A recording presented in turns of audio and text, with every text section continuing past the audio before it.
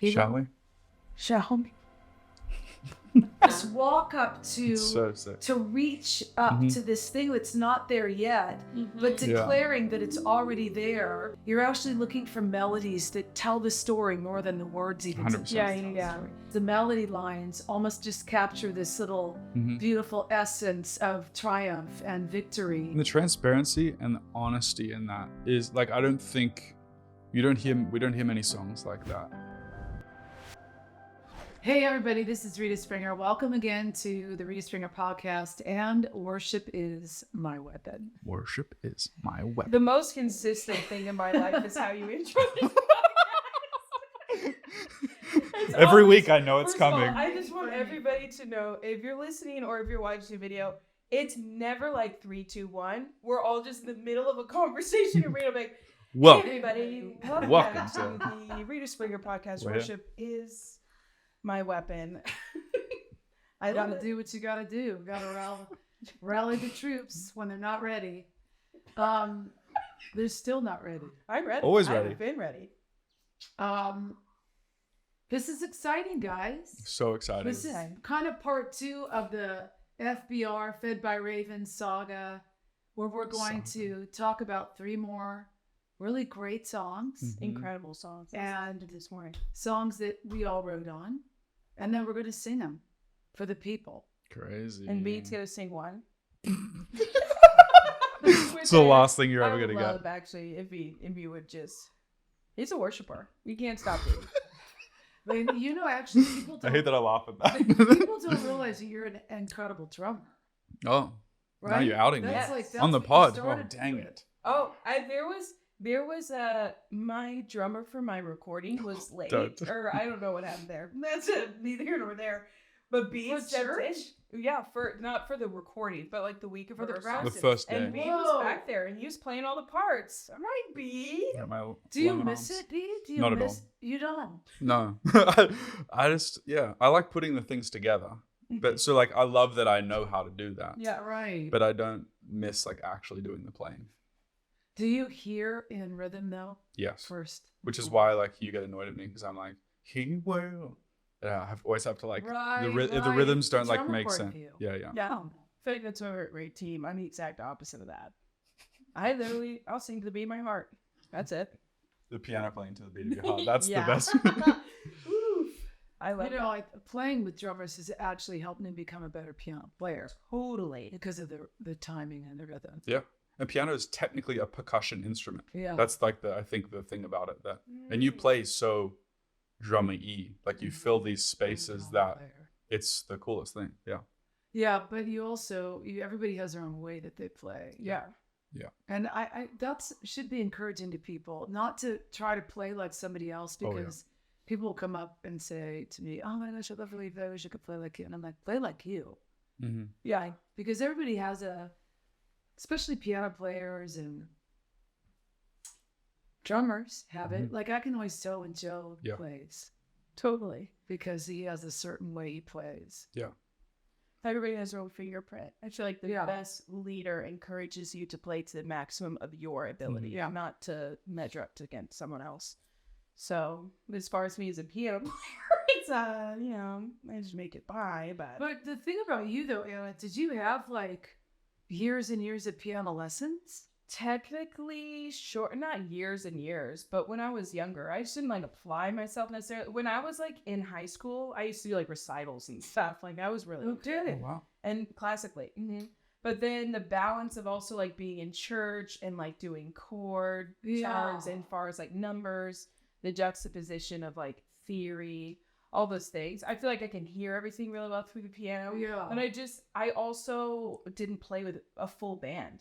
So I play like a pianist, not like a part of a mega member of a band. Yeah, and I think with piano players, especially women piano players and singers, like we have to almost sometimes, most of the time, I was doing it by myself. Gotcha. So I play like I'm the only one playing on stage most of the time because I was the only one playing on stage most of the time. Yeah. So I had to actually learn how to lay back when you have a full band, Mm-hmm. because I would be heavy on the bass and I would be right in the bass player's line because I was so used to filling that. the Yeah, space. and then but that was such a great season for me because I was like, I got to remember, I've got a really good full band. I don't have to play the whole piano to make it sound like it's full because I've got all these other instruments. But it was a way to learn, you know, just like playing with the click. When you start playing with the click, it's like you have to just kind of stick that in there and learn how to play better with it. So, but you know, the one thing about you guys that watching the two of you, I think for me in this process with the Fed by Ravens stuff, is watching the way you guys developed, cultivated, and just streamlined out that your record church, and watching you guys do that together, almost in idea and function, and then just the way that you kind of dream together, you know, in how the song was going to go and how the song. I think it's why I feel so honored to have you guys on this, because just the partnership, but also the allowance of just all kinds of like just ideas. And it wasn't, I think the thing with Fed by Ravens for me is I've always been, you've never heard my To the Moon project, have you? To the Moon? I need to pull up To the Moon. I think I played a couple songs for Anna, but Is this the loop thing? Oh, what's no. this? That's still something totally different. Nobody really knows about this. It's kind of my best kept secret, but this is part of the download era. Hot take. But I did an EP called To the Moon that was prior to the download era. We never put it up on downloads at all, and it was just kind of like then like indie folk music. It's like on a CD. Yeah, storytelling, and it's just these storytelling. You have them on MP3 now, right? Yeah, I'll showed it to you. So you can play. Actually, yeah. But To the Moon is awesome. yeah, I mean the songs are just so creative, and I've always held that, and I've always secretly wanted to, you know. I mean, back in my day, it was the Paula Cole, Sarah McLachlan, you know. Yeah. It was very Sarah McLachlan. Like, yeah, I was Lilith Fair all the way, you know. Not weird like the people that went to Lilith Fair. All of those like sorry to everybody all of who those went. like indie women artists that were just storyteller, you know, writers. And Jonathan Brooke was one of my favorite. People probably don't even remember Canadian born Jonathan Brooke, but there was a group called The Story, and they were one of my most favorite groups. And they were just these two best friends that sang and had these stunning harmonies.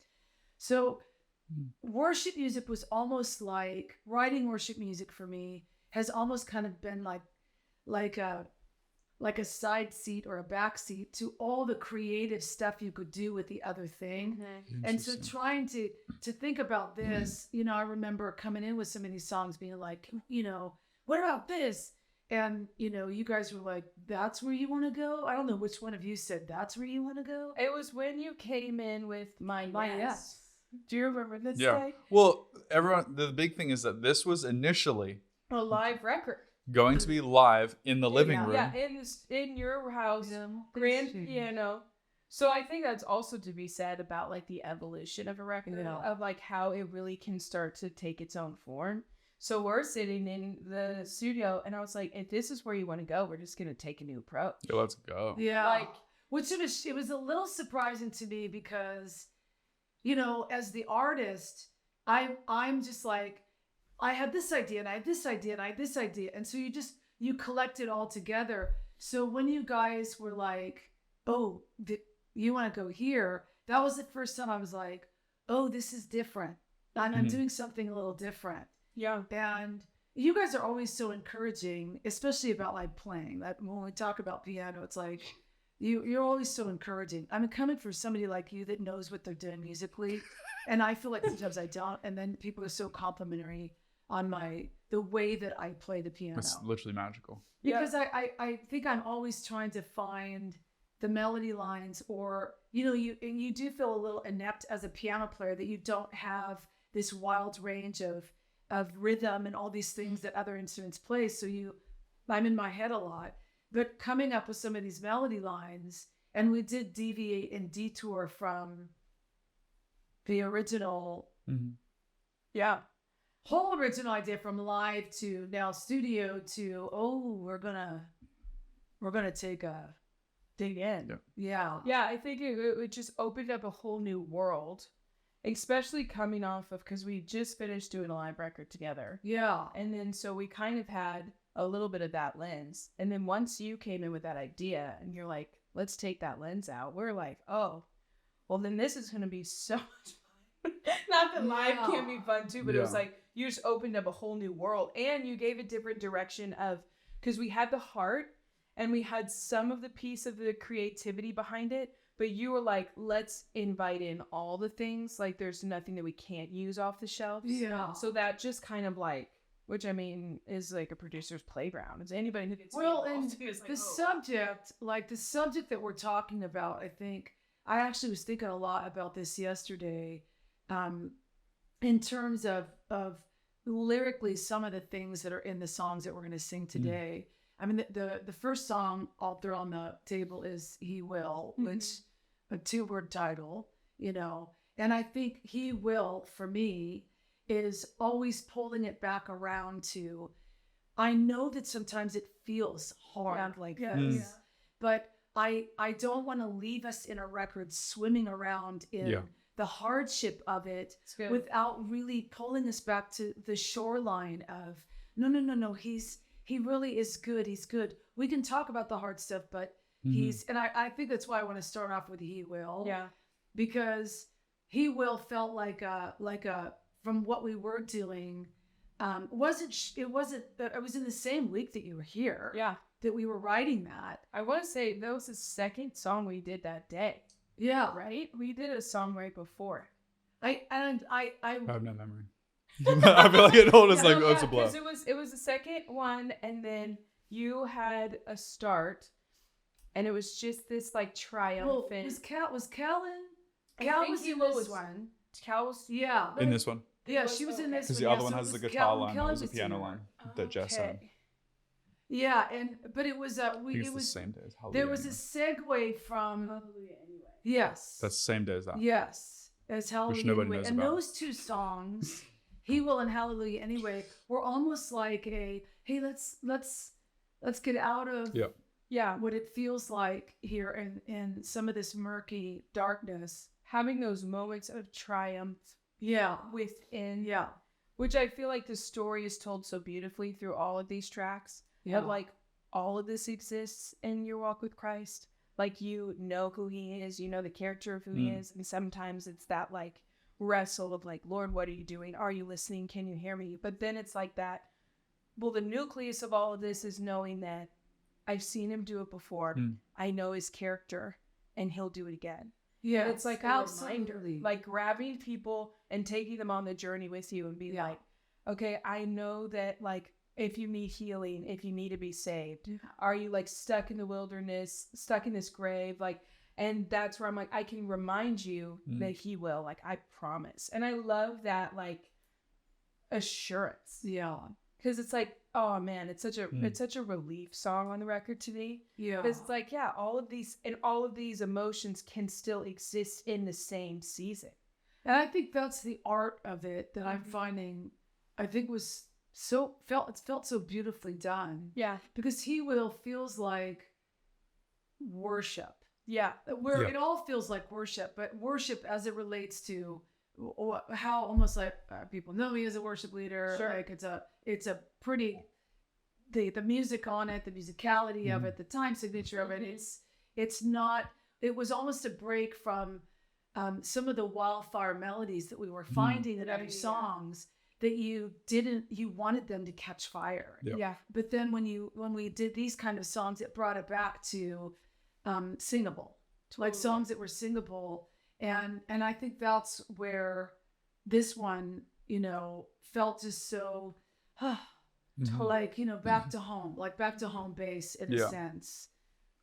Even though we're still tapping into, are you in these places where it's really difficult? Borrow my faith, which I think for me, guys, it's like coming from the season. I was thinking about the lyrics yesterday when we were working on this song, man, in a season where you felt like you didn't have any faith you could let out, Yeah. you know, to actually write a song where you're like, actually, I still have faith in me to be able to find these melody lines and these lyrics of, do you need healing? Do you need to be saved? Yeah. You know, it's like, what was his idea? Are you stuck in the wilderness, or are you caught in the wilderness, stuck in a grave? And it's like, Yeah, it's like, me too. Yeah, it's like, yeah, I am. But it almost like there was a part of like speaking over your own soul. No, I think it's that reminder. Singing that song is not just to remind others, but it's to remind your own self, like in that moment. That's like, he will, I promise. And it's like, I think it's that reflective of like, okay, he shuts the mouth of lions. Like it's that war that's always been in you. And even knowing you through all the seasons, it's like, even in this season, you didn't lose the war of it. No. Like, you weren't like dead on the side of the road. Like, there's still that faith, because that's in the bones of who you are. And so I loved having a song like this on the record, just remind of like, no, we still have the fight, we still have the grit. Like, even in the wondering, and it just navigates through all like the different facets of your relationship with the Lord, of like, because sometimes God to you is the Father, and he is like, okay, I'm gonna tuck you under my wing, I'm gonna sing these songs over you. And that's where you're like, the question of like, man, I'm up in the middle of the night with anxiety, and that's like Father God. But then you have like Almighty God, sovereign God, who's like, okay, you will, he's going to do this, I promise. Like, he will, because that's just who he is. Like, he's still the God, the Lion of Judah. And I love the balance of all of those perspectives. Yeah, and I really hope people can, when this whole thing comes out, people see that. Because I even love the kind of what I call the little gold threads of lyrical similarities. Yeah. Where, in Amen, it's, Amen for the lion's den. And then in the bridge of He Will, it's He shuts the mouth of lions. Yeah. It's almost like these little like gold threads of continuation where we're still talking about some of these subjects in other songs that still line the Lord up to be absolute victor and victorious.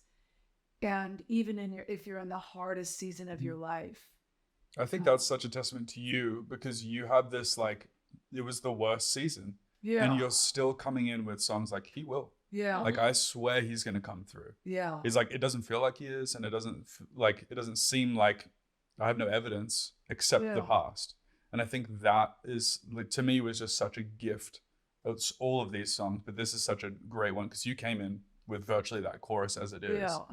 And it was like, like walking through that season with you, and you still having the guts to say, He will, I promise. And you're telling that to me in that room. Yeah. And I was like, I think that is just, there's some like grit that you have that is just magical. It is just kind of miraculous when I look back on how hard it was, that I don't even know.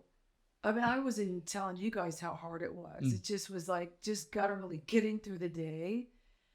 But I want this so deeply to encourage people in the midst of such a war zone. Yeah. I'm in a mental, physical war zone, financial war zone for me. But that when you do have something settle in your bones, that the promise is always walking with you. And that people need to be aware of that. If you could find encouragement in anything with that, like, when you think that there's nothing left to offer, there's something left to offer. If He's in your bones, He's in your bones. Yeah. And that became miraculous to me, because I released those rights, and the songs that we would find actually were the manna. Yeah. That I survived on for the day. And then He would give me these little vibey demos. And because Bede is so great at just bouncing the file right away. A lot of producers aren't. And it's not a perfect demo at all. But it was the essence of what we were doing that you could collect when you left. And then it would just be sitting with it for hours and hours and hours until the next write. and then you collected them in a little folder. And I realized, oh my gosh, these songs are keeping me alive. So to have found a song like He Will, and it almost has a really happy melody. Oh, you know, yeah. it's not so hopeful. Yeah. Even the piano parts that you had in there, I was like, this is so sweet. Yeah. Just kind of light and not like, you know, when you think of He Will, it could have been like, He will do this. You know, we could have really did this really aggressive, but it was almost like, gosh, does anybody need this? Like, come, all you who are weary and heavy laden, come to the altar. He's here. He's going to do this thing, which I think we needed. You know, I don't know that I would have articulated, hey, let's write a song with kind of an upbeat. But they were happening in the nighttime hours when I was here writing or trying to come up with something to bring to the table. And they were God finds in those places. And so having them become those things, it's like, oh man, it was almost as if the Lord maneuvered even some of these joyful melody lines that he knew would be the thing that, you know, would at least keep me almost resuscitated. Yeah. And there's something about the joyfulness that has like a triumph to them. Yeah. That like, especially after the bridge, because the bridge has this, like, he shuts the mouth of lions. All of those. And then even before I can see it, he will. And he will, but like turns into like a me telling you, he's going to do it, I promise. Yeah. And it turns into like, oh, even if I'm standing in front of a lion and its mouth isn't closed yet. Yeah. Even before I can see it, he will. And so then the last chorus just feels like this, he's going to do it. And it's like becomes this triumphant thing to me. Yeah. I just think it's magical. Yeah. It's beautiful. And even I think this whole record, what I have, my favorite thing about it is some of these melody lines. Yeah. Because they were melody lines that were, it's not that they were well thought out. It's almost as if they were dancing in the universe and God just kind of just plopped them down. And some of them have so much, when I think about just the melody line of, even before I have seen it, he will, this climb, with the walk up. Yeah, with this walk up to reach up to this thing that's not there yet, but declaring that it's already there is musically, for people that are musical gurus about it. I mean, if you're a songwriter and you're writing and you're looking for melodies, and melodies is something, to have that season where you're actually looking for melodies that tell the story more than the words even. 100%. Is really kind of great. And I thought about those little things with some of these songs because the melody lines almost just capture this little beautiful essence of triumph and victory in and of themselves. Yeah. That as musicians, it's just kind of cool. So it's so good. Yeah, it's so great. We'll sing. Shall we? Shall we?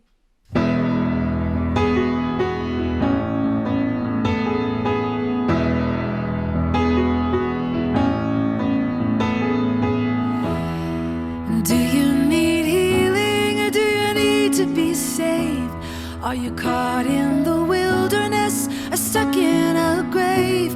Do you question? He'll answer prayers you have prayed.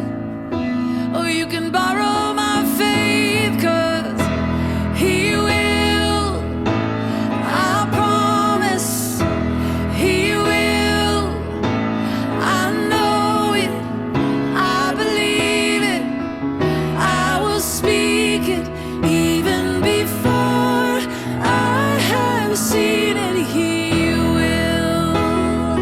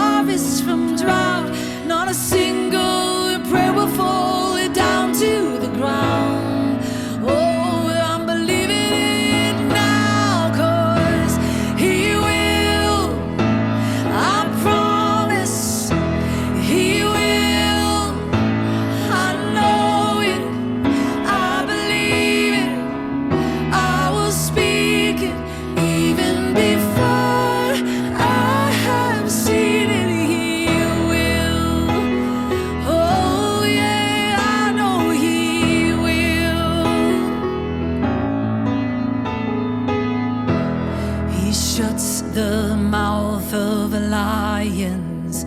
He tears down every giant. He stands with us in fire even before I can see it. He will. He rescues every captive. He breaks the back of a bondage.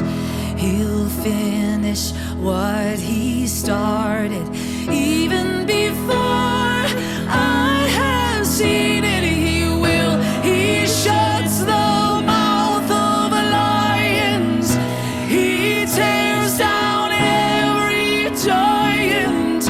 He stands with us in fire even before I can see it. He will. He rescues every captive. He breaks the back of the bondage. He'll finish what he started even before I have seen it. He will. I promise he will. Oh yeah, I believe it. I will speak it even before I have seen it. He will. Oh yeah, yeah, I know he will. I know he will.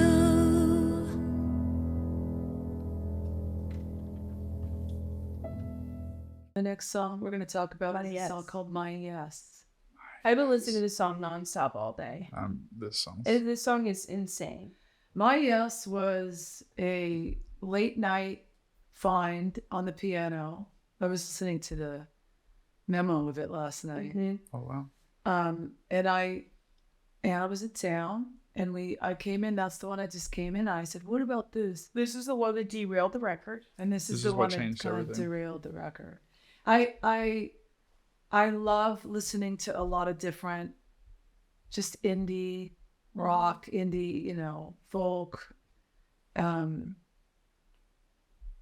music. And I don't know, it's not that this is like that. It's just, there were just some moments in this song. I think it's probably good to talk about panic attacks. I am not one given to panic attacks. I've never struggled with that in my life. I think I'm melancholic, 4 on the Enneagram. We're all a little melancholic. What are you on Enneagram? 2 are you 9. Oh, of course you are. So peacemaker. Meanwhile, I'm an 8. Late the 4 and the 9. it's actually nice. Yeah. But in this season of my life, I was finding myself waking up. I've had moments, you guys. I've had moments where I'm like, what is going on with me? And the Lord will say something to me like, this is how other people feel. I want you to start praying for this person or this person. So I will have experienced something based on something the Lord is telling me about somebody that I'm to pray for. But my stress and my panic or depression really almost swirled around mental games in my head or thinking that I'm less than or comparison or, I struggled, when I was a kid with depression, but not in the ways of like panic attacks or waking up, like, things like that. It's like, I've never had that happen until this season where I was waking up at odd hours in the night and my chest was tight. And I was like, what am I going to do? How am I going to do this? Like I had to actually almost like where you're like, okay, talking somebody off a ledge, like just trying to talk somebody back to the window of an apartment. Yeah. Standing on a ledge. And I, in the middle of the night, would find myself being like, Lord, I need you to come talk. I need you to come just pull me back, and had to visualize myself kind of going back into it. And so it scared me because I'd never experienced that before. Wow. In the panic of finances and the panic of just like, what am I going to do? Like it was just, last year was so hard in all aspects of it. And it was it's the feeling of, you know, when you're riding well with the Lord and things are okay and you're not really kind of like, you know, you've learned not to constantly look behind you, whatever. And all of a sudden you find yourself letting go of the hem of God, and you're in a nightmare. You know, it almost feel like you're just in a nightmare, and everything that you know how to do is not there anymore, and you've got to almost relearn how to do it. Yeah. And I think that's what those panic attacks felt like. And so I remember that progression on the piano that I had, that I was playing, where it was just kind of this, like almost a walk down. And I just remember singing "It's the Middle of the Night and I Can't Breathe," because I was recalling this thing that was happening to me in the middle of the night, you know, and anxiety's got the best of me. And it wasn't worship, but it felt in the moment like I needed to say this because I said okay to God. Yeah. And I think in our Christian faith, in the way that we're raised, some of us raised in under a banner of sometimes things that are deemed way more religious, when we talk about mental anguish, or we talk about you know, things like panic attacks or bipolar disorder or stuff like that a lot of people suffer from, and people who are on medication for things like that. I personally have never done that. But there is a place in me that's like, if you don't know how to hold on to God, like something's wrong with you. Sure. And so there's this thing that it's kind of built in that religious perspective where it's like, whoa, dude, something's happened to you. Like you need to figure this out. You need to figure this out. But the click side of truth in that, or the peaceful side of that, was, I'm right here. But I'm right here. So you've got this, I had this side where it was like, you can't tell anybody what's happening. You can't even write about this stuff. Like, don't write about this stuff. Like, because it was like, you have it all together, Rita, you got it all together. Like, you're in your 50s. You need it all together right now. So to sit down and be like, it's the middle of the night, I can't breathe, anxiety's got the best of me. And then to look over to that side that says, am I going to be honest about this? And am I not going to be religious about it? Nice. Because my lack of religion is, okay, or let's just say the religious side of it would be like, God is enough. God is gracious. God is good. God can get me through anything. And that's the faith in me but I'm not feeling that. But what is the peaceful side of me is, I said yes for a reason. Yeah. And I gave the Lord my yes, and he said that he'd sit with me in the darkness. Yeah. Like, I think that's the thing that blew me away, is he said that he would sit with me in the middle, he said that if I made my bed in hell, he would be there with me. And this feels like hell. And I need to access that Jesus. Yeah. Like the Jesus that meets me in hell, not the Jesus of religion saying, pull yourself out of it. Find your faith. Get yourself up. Do you understand what I'm saying? Yeah. And I think that's what I came in that day writing about. Yeah. And it was in that melody line and those things that was like, oh, this is like, we're doing this a little differently. Yeah. And I think that's where, for me, that's the basis of the song. And I think it's hard to talk about my yes without talking about that really brutal side of it.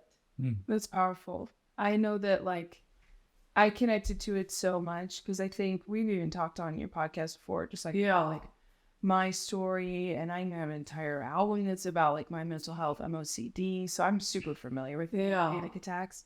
And I was raised extremely religious to just think I had like a spirit. And it was like something you just didn't talk about. And it was something that we didn't know information on. So it was like, I grew up thinking my brain was broken. I grew up thinking like I just wasn't spiritual enough like everybody else, like because I'm dealing with these like tight chests this moment. And there really is a level of, you can't speak to it unless you've experienced it. Right. Because it's like, from someone who doesn't experience like anxiety disorder or anything like that, it's like, okay, well, just like get your breath back from under you, like calm down. And it's like, I would love to. I'd actually love more than anything to be able to calm down right now. And it's that exactly what you're saying. Psalm 139. Like, I dance on mountaintops, you're there. I make my bed in hell, you're there. It's my favorite psalm in the Bible because I feel like it is literally an antidote to anxiety. Yeah. Because it's truly like, yes, these things might happen, but you're there. Like, the Lord is so gracious and with a hand out, being like, okay, whenever you're ready to walk out of hell, I'll walk you out. Yeah. And you're still sitting there with me. And this song is an embodiment of that. Like, man, okay, it's the middle of the night. I can't breathe. Like, anxiety's got the best of me. Like, Lord, are you even seeing this? Like, I'm wondering, does my God even see? I'm yelling at my soul to just believe. Yeah. And it's like switching into that pre-chorus of my hands still raised. I go where you lead. Like, even when I don't understand, I'm following. Yeah. And that's the shift. That's the click over of the difference between us and the world when it comes to mental health. Mm-hmm. It's like, I can trust, Lord, that you still are in the midst of this. Yeah. But it's like, with all of those things, and like my family, this is a big topic for my family too. My oldest brother's bipolar, and he's open about those things. And it's having the knowledge and having those things like the counseling and medication and those things, like the Lord uses medicine, and I believe in that.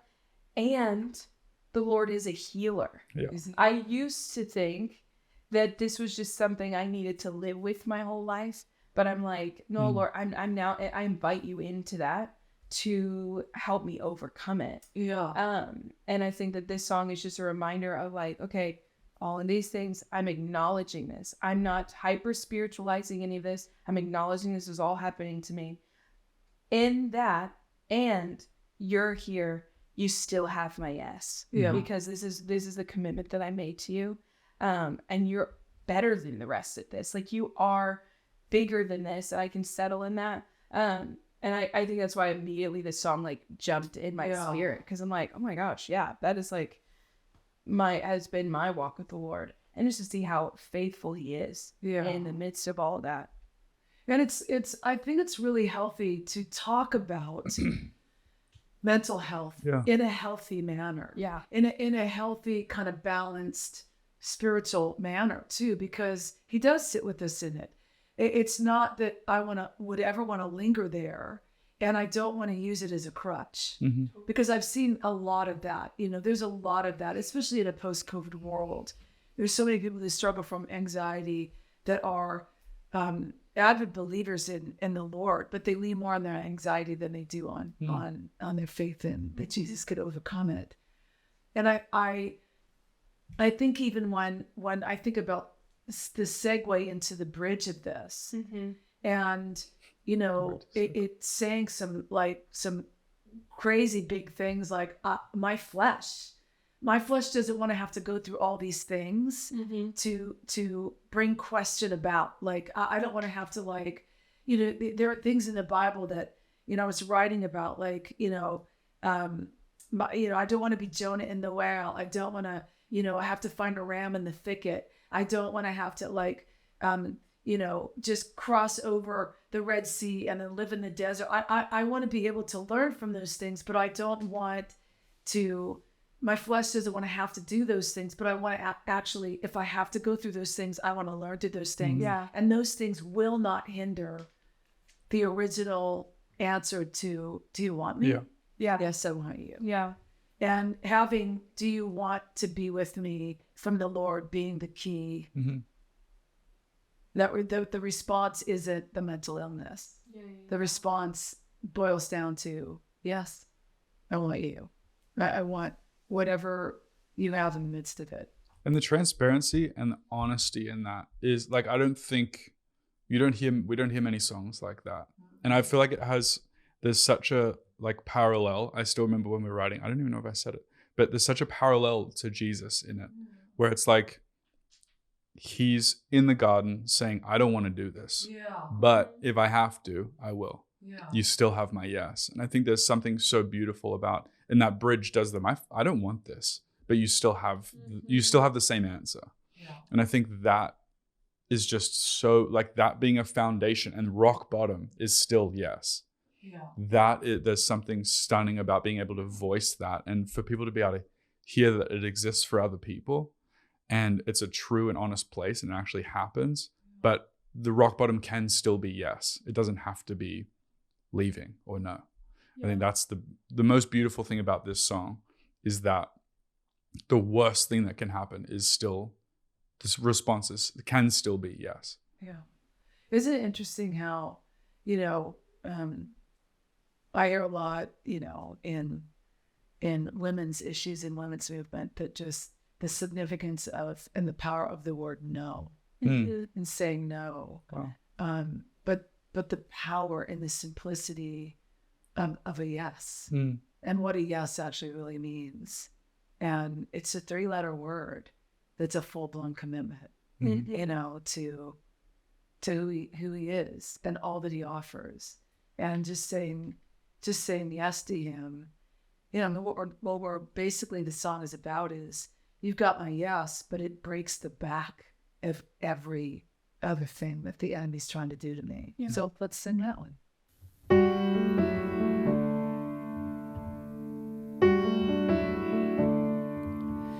It's the middle of the night and I can't breathe. Anxiety's got the best of me. I'm wondering, does my God, does he even see? I'm yelling at my soul, just believe. My hands still raised, I'll go where you lead. I don't understand it, but I'm following.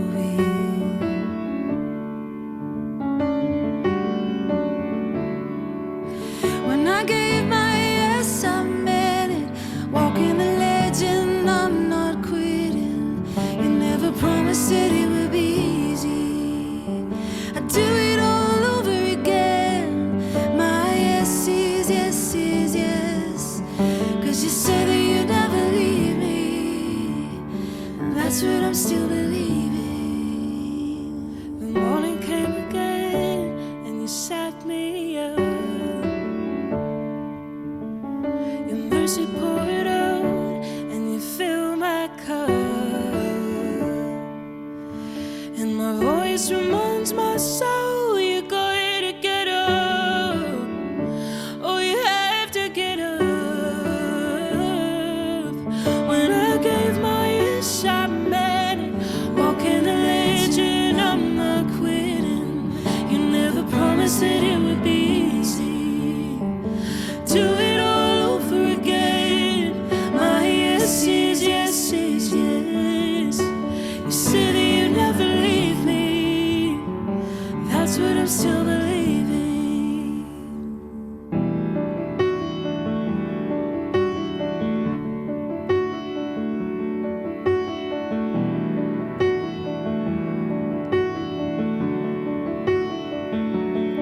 My flesh doesn't want to find a ram in the thicket, be Jonah in the whale on a prison cell's hidden keep. My heart pure, not bitter in the way. Let my yes be yes be yes. Pay a high price when you walk out of it, to cross the Red Sea just to live in the desert. And I don't want to wander or to question you in. Let my yes be yes be yes. Let my yes be yes be yes. My yes be yes be yes.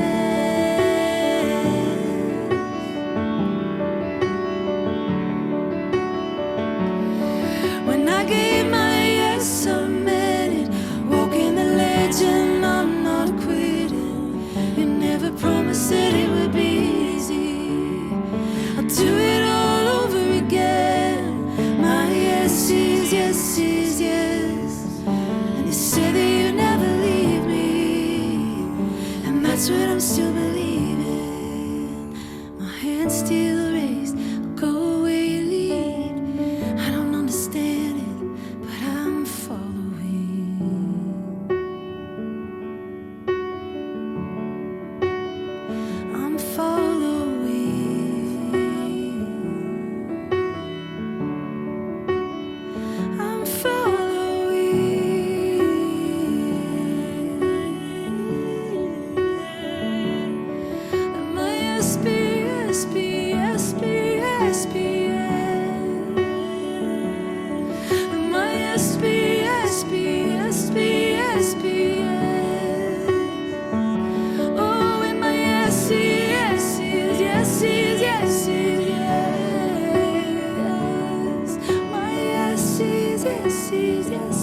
this is it.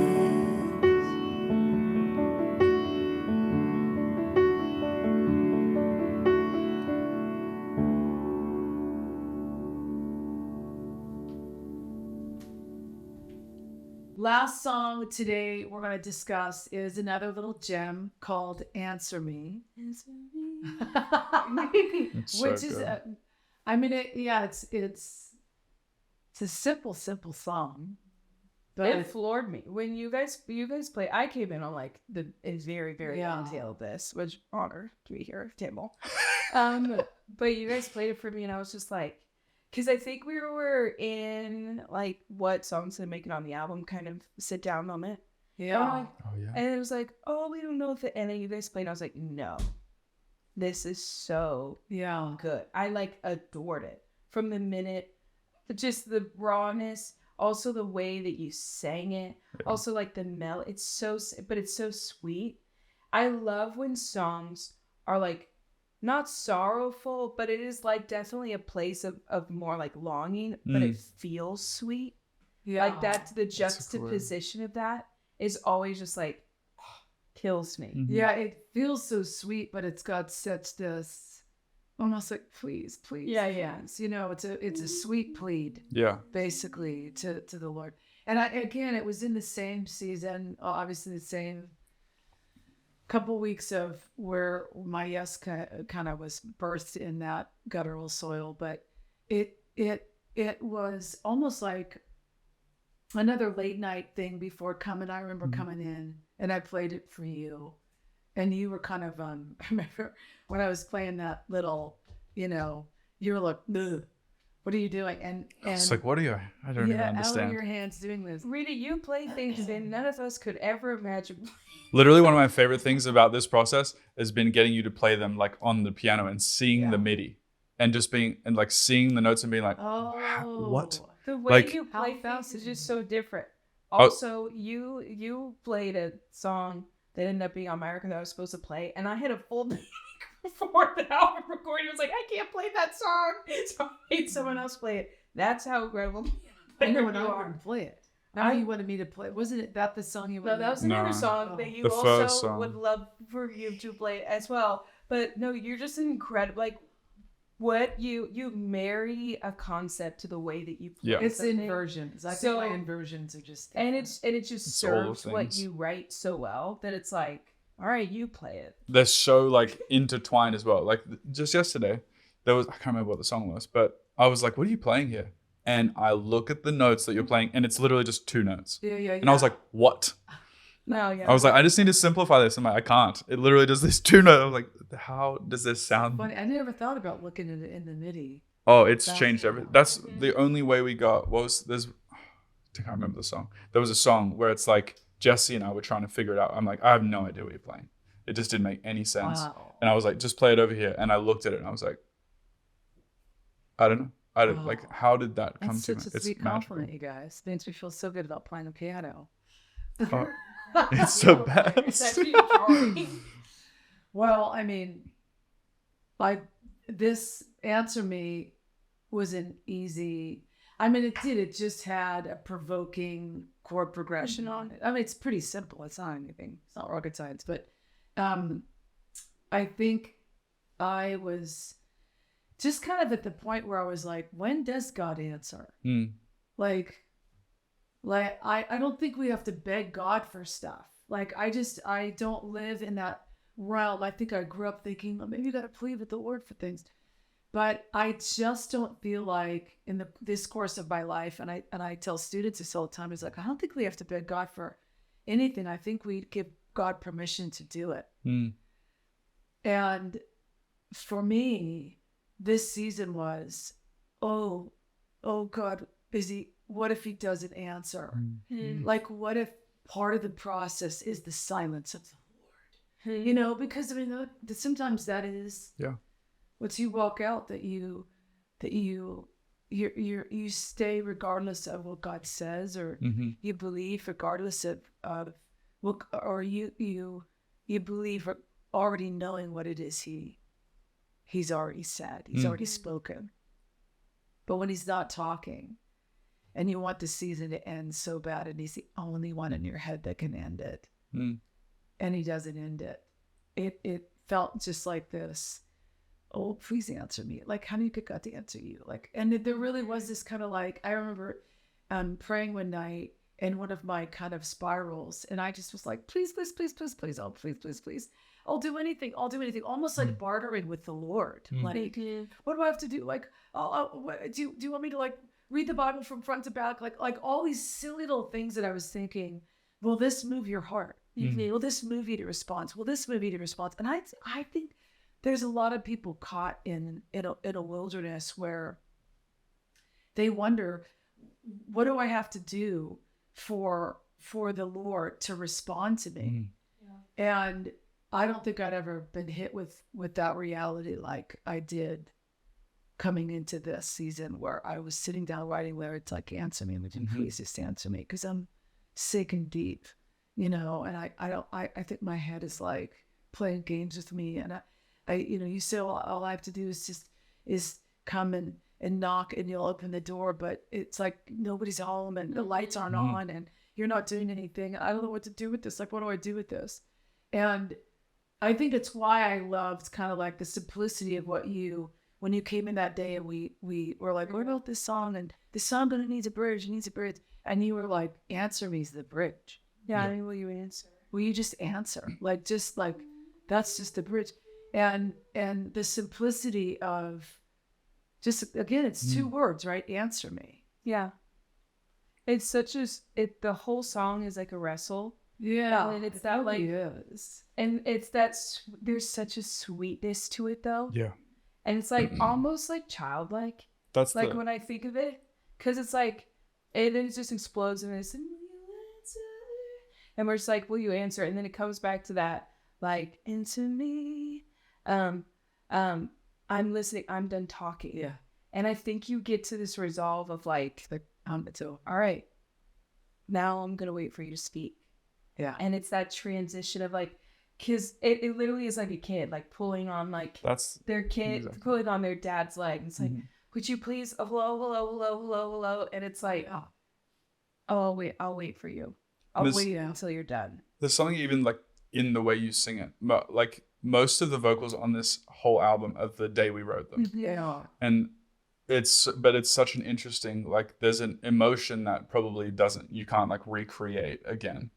And there's something about when you first sung this song, it has the like kid thing. It felt like my child, like I'm cooking dinner and Ada's like, hey, daddy. Yeah. And it has that like that beauty, and the way you sing, especially like right at the top of that song, there's just this sweetness of like, God, like answer me. Like I'm just asked. And I think and that's kind of what it felt like. Yeah. Yeah. I mean, the scripture was rolling around in my head. If you ask him for bread, is he going to give you a stone? Yeah. And I just kept thinking, I'm asking for bread. Like I'm asking for this. I'm asking for these things. Can you just please answer? And just the emotion of, again, it's like, I don't know how to really sometimes convey this. The having a podcast has really helped in just being like, trying to just really try to throw courage in life to people being like, hang on, like just go on, hang on. And it really is the reality of how I feel. Yeah. But when you have a resolve that you just, the truth, the bottom line truth is hard things happen to good people. Mm-hmm. Bad things happen to really good people. Mm-hmm. And we're in seasons. A lot of us are in seasons where there is a rivalries and law in the season. It isn't because we're unfaithful, or it isn't because something's wrong with us, or it isn't because we're in some great sin. It's just the way life sometimes comes our way. Yeah. But the behind the scenes of your even response, if your honest heart, wounded heart is saying, can you just please answer me? Can you just please answer me? A kid knows that if they're loved by a father, if they're loved by a mother, their needs are going to be met. And I'll never forget the Lord saying to me once, do you really believe that I impregnated a virgin, at 14 and she carried the Messiah, Jesus? And I was like, yeah. The And he's like, conversations no, you have let's, before. he was like, let's go back to that story. Let's go back to that story. You really believe that was me? And I'm like, absolutely. He's like, no, let's narrow this down. You're saying you believe I overshadowed a young girl named Mary, and in my overshadowing of her, she became pregnant with the Messiah, and then she gave birth to a Savior. You believe that story? And I'm like, Lord, my whole faith is driven on that story. My whole life scenario is built on that 14-year-old girl. Like, yes, I believe it. And it was kind of one of those moments where I knew it was the Lord saying to me, but there was part of me is like, is the enemy trying to get me back to Dokbar? And he's like, so hands down, you're solid. You believe that's me. And I'm like, absolutely. He goes, but you don't believe I'll pay your light bill. And I just was like, oof. And he's like, wow, do you believe some crazy stuff to question me on some little crap, Wow. And it was just like, and I think when you're in kind of that thing and you're like, answer me, can you please answer me? I know he's a good father. Yeah. But doubt and fear and all the adult things that we've discarded our childlike faith. We've disregarded our childlike, like doubt's going to do it. He'll put me up on his shoulders. He'll reach out and pick me up. And I think I want people in especially this song and some of these songs to almost regain that sense of wonder back with, it's okay to say these things, but you have to know that he's never going to leave you desolate. Yeah. And he's never going to not respond to pick you up. And he's not going to give you stone when you're asking for bread. It's just not possible. And sitting in this almost a year later, I'm not in that place where I feel like I'm pleading. You know what I'm saying? Yeah. And it's not that the Lord didn't answer but he made himself available, and he brought himself into the into the room, and he was like, your cry actually sometimes settles the issue. Yeah. And I think it's such a perspective of, it wasn't coming from like an anger of like, answer me, I deserve an answer. I deserve an explanation. Like, you owe this to me. It's from that, like, that wonder, like, Lord, would you please just show yourself in this? And that's why I love the way that it goes through the whole story as a song. And then it's like, all right, I'm listening now. And it's like, however you decide to answer me, even if it's not what I thought it was going to look like, it's like that settling. Yeah. And it's the honesty of like, when you have access to one of your parents, like, there's not like, you don't like dance around anything, especially when you're a kid. It's like, there's not like I need to not reveal my full truth. It's like, you don't withhold anything. I knew my dad loved me unconditionally, so it's like, I'm gonna ask for every single thing, and I'm like, there's not a moment where I'm gonna hold back from that. And then it's just like that development in your relationship with the Lord, but not losing that like innocence of like, oh no, like the story of the cross means now there isn't a ritual, there isn't something I have to do to be in front of you anymore. I have access to you. So it's like, I'm just going to run up to you and pull on your pant leg and be like, would you answer me? And for those who, didn't have dads like you had, and come into understanding that that's the Lord. Like, I think with what we're trying to convey in all of these songs, there are so many beautiful elements, but that God has not left us. He will never forsake us. He doesn't turn his back on us. And he is right here. He's right there in the midst of some of the darkest moments. And if you grab a hold of that manuscript that his story's written down in, called the Bible, you'll realize that he is the same yesterday, today and tomorrow. And that we have to, I really want a resurrection of people in the wilderness, to walk through the wilderness with a completely different perspective. That, again, you don't go into the desert without learning something. And you don't go into the wilderness and the desert without finding water. Yeah. Every time. Yeah. Wow. That there is provision in the desert. And it's those times that are the most articulate, presence-driven times with the Lord. And it's up to us to suppress our human fear and say, the possibility here is that my fear could override what the Lord is actually trying to do in this moment, right? This could be the greatest moment in my life. Yeah. Wow. If I allow the Lord to meet me in the deepest, darkest place. And that's really what I want. People, maybe this isn't the smartest thing to do, to release songs acoustically before we, all the things that like the buzz stuff that you're thinking about when you're trying to do a record. And it's like, I just don't care. I'm not the label, so I don't have to care. But it's also, I think these are songs for the people. I think these are songs for the people. And the way that we're going about doing this, in a different sense of label, of how we do this in a label, these are for the people in the wilderness. Yeah. And it's our stone being thrown to lay down the path on the way out, saying, let's do this differently. Yeah, there's a better Let's way. do this differently. Yeah, there's a better way.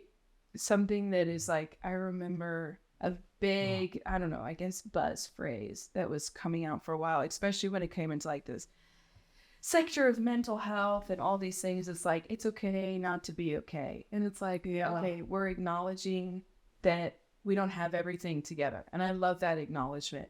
But the pivot of that in the Christian walk, of like what I'm hearing you saying, is like, we're okay when things aren't okay. And that's the shift of it. Yeah. Of like, the lens changes from, okay, everybody here is in this storm. He's just asleep at the bottom of the boat. Right. And I'm going to now remember, you're asleep at the bottom of the boat. He's on, Like you're in my boat. yeah, he's in the boat. Like you're sitting in this boat right now. And this is something I feel like I'll probably learn till I'm dead. Because I would love to remember in a lot of the chaos moments where I'm like, he's in the boat, he's in the boat, he's in the boat. But it really is like, the Lord does use everything too. So it's like, God, what are you trying to show me right now? Like, you are trying to remind me of my childlike faith. You do want me to come back to you and be like, okay, I do need a word from you. Because sometimes, even when we're in that season that's like complete harvest and everything's going great and the records are selling and all this stuff is like boom, boom, boom, boom, boom, boom, boom. It's like, are we as hungry for that same answer? So we're like, oh, it's like Lord speaking. It's like, well, like your bills are paid, but that doesn't mean the Lord's speaking to you. Right. And it's just that reminder of like, no, I want to carry this same, Lord, what are you saying? How are you speaking to me when it's like tragic or incredible mountaintop moment? And I think it's in those, and it's like, unfortunate as it is, and we hear this all the time, it's like, it's in those raw, real moments that it's really where we build our history with the Lord, and we build that muscle of like, okay, now I know who you are. Like, this is how, when you've made yourself strong to me, because there really was like, only God could have gotten me out of this. Like, only you, Lord, could give me purpose in a season where it's like, give up. Right. Wow. Of like, all right, well, why does anybody even do this anyway? Why is anybody even releasing records? Why? Like, you can look at all the stats and all the things, even as you're saying, like, does some of this look conventional? No. It's like, no, I'm following the Lord. And that's going to look like how he's speaking to me about this. And so I think it's such a beautiful testament of your life and even this record. I'm just like, I've always said I love how you talk to the Lord. I love your relationship with the Lord. And it's such an encouragement for those. It's like, yes, we acknowledge all the things that have happened and the seasons that we're in and the anxiety that keeps us up at night. And he's good. Yeah.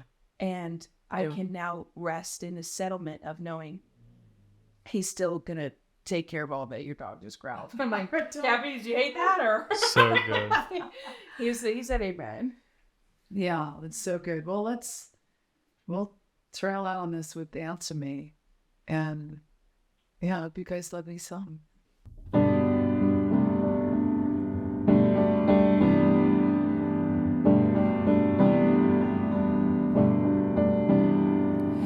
Answer me, could you please answer me? There's 100 things still left undone. Talk to me, my fear is sinking deep.